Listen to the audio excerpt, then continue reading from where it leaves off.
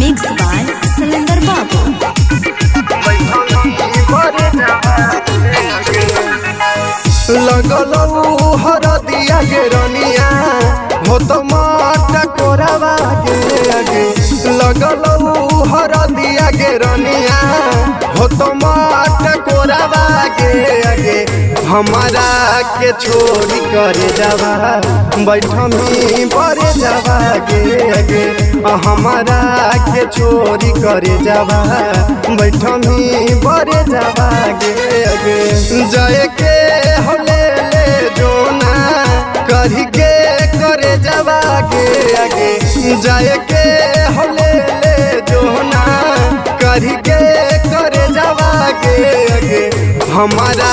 के छोड़ी करे जावा बैठमी बरे जावा गे हमारा के छोड़ी करे जावा बैठमी बरे जावा गे हमारा के छोड़ी करे जावा हमारा के छोड़ी करे जावा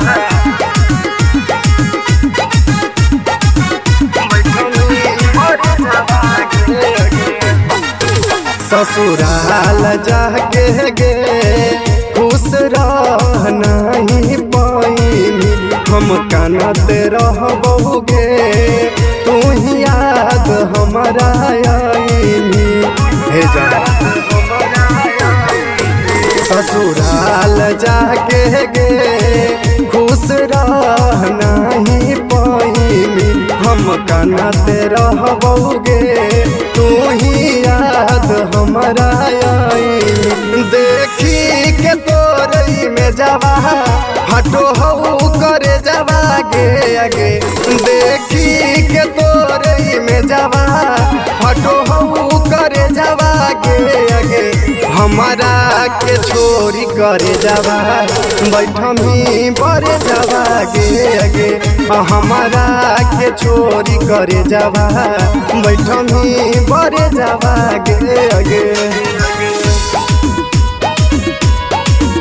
हमारा के छोड़ी करे जावा हमारा के छोड़ी करे जावा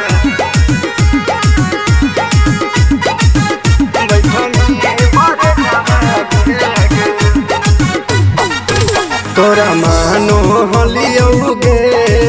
हम जाना मुँह से ज्यादा तू विसार दे लेंगे हम हलिया भागा हे जा तोरा मानो हलियोगे हम जाना मुँह से ज्यादा तू विसार दे लेंगे हम हलिया भागा तिरसुल पर मिया के रनिया करने करे जावा गे सूरज रवि के रनिया करने करे जावा गे हमारा के छोड़ी करे जावा बैठमी बरे जावा गे हमारा के छोड़ी करे जावा बैठमी बरे जावा गे माँ प्रतिमा रिकॉर्डिंग स्टूडियो शेखपुरा।